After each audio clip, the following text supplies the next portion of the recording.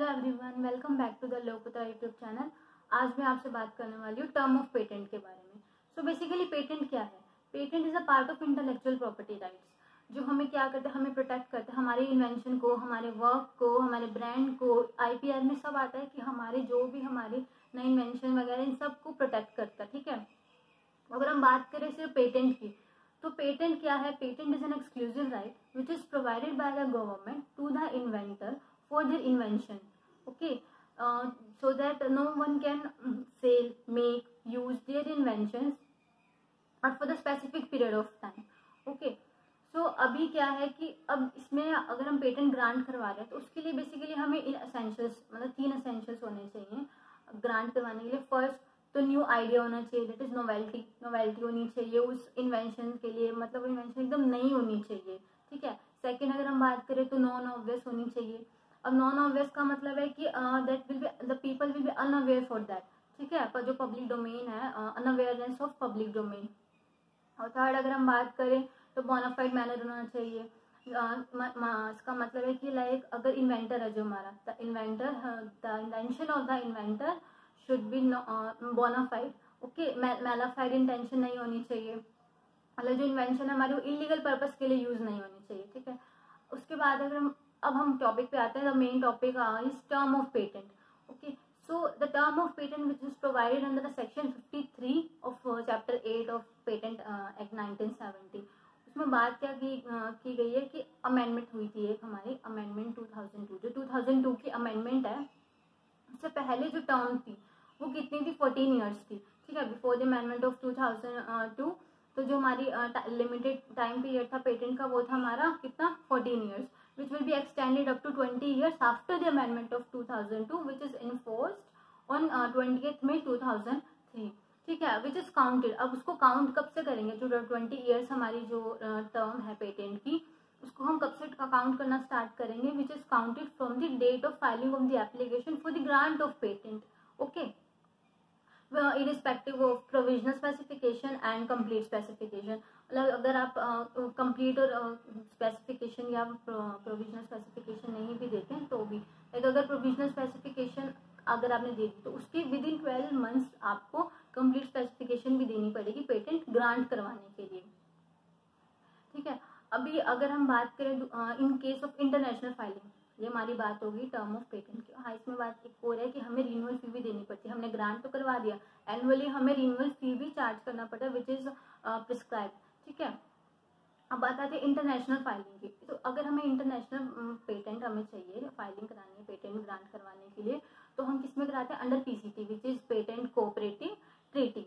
ठीक है, अब एज यू नो कि India is also signatory of Paris convention and PCT. ठीक है, तो इसमें बात है कि आप सिंगल एप्लीकेशन से भी क्या कर सकते हैं? मल्टीपल ऑफ इन्वेंशन के लिए आप एप्लीकेशन फाइल कर सकते हैं। अब इसकी टर्म कितनी होती है? सेम एज 20 ईयर्स होती है, but which is counted from the priority date. ठीक है, that is accorded under PCT.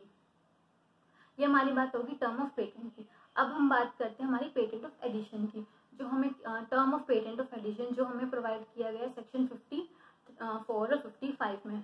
ठीक है, अब अगर हम बात करें, पहले हम बात करते हैं पेटेंट ऑफ एडिशन है क्या।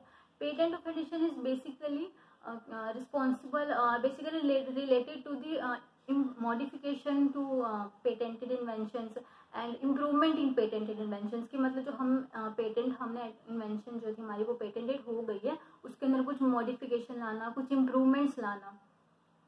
ठीक है, अब उसके बाद अगर हम बात करें टर्म ऑफ पेटेंट, तो term of patent of addition हमारा कितना होगा? वो सेम ही रहता है। ठीक है, जो सेम हमारा रहेगा, क्योंकि जो मेन इन्वेंशन है, जो हमारी मेन इन्वेंशन है, और जो पेटेंट ऑफ एडिशन जो हम उसी में तो हम कर रहे हैं ना, ऐड कर रहे हैं जो कर रहे हैं, तो उसमें सेम ही रहता है। पेटेंट ऑफ एडिशन की कोई भी एक्सपायरी डेट नहीं होती है जब तक हमारा मेन जो इन्वेंशन है वो एग्जिस्टेंस में है। मतलब लाइक अगर कोर्ट ने रिवोक कर दिया, जो हमारा मेन इन्वेंशन था वो कोर्ट ने रिवोक कर दिया, तो आप कहेंगे पेटेंट ऑफ एडिशन का क्या होगा, क्योंकि वो तो उसी के बिहाफ पे था ना। तो क्या होगा?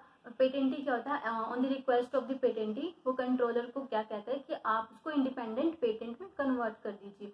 ठीक है, तो अभी क्या होगा? जो हमारी पेटेंट ऑफ एडिशन थी, ठीक है, वो हमारी किस में कन्वर्ट होगी? इंडिपेंडेंट पेटेंट में कन्वर्ट हो गई।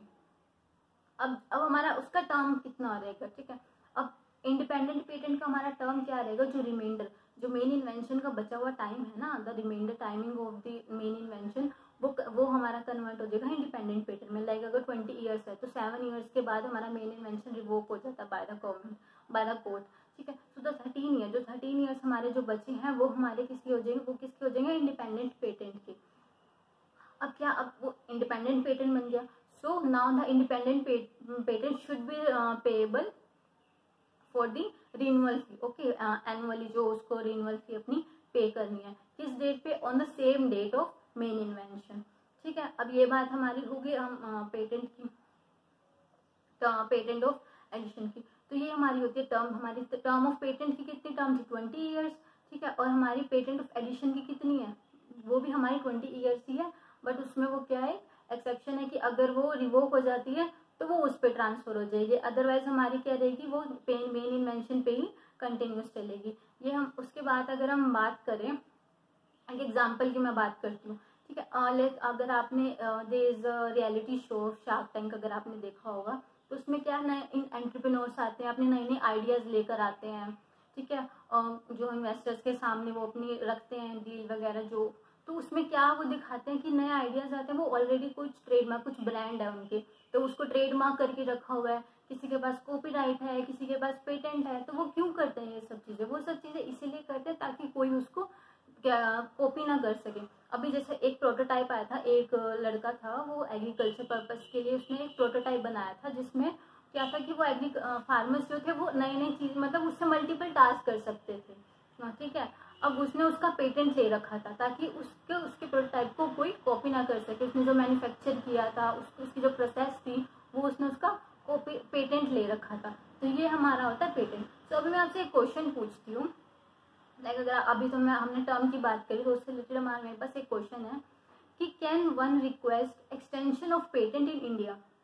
So if you know and if you don't know then search, and if you know then comment in the comment section and do let me know. Okay, so आज के लिए इतना ही। Thank you so much for watching the video. I hope you like the video. सत श्री अकाल।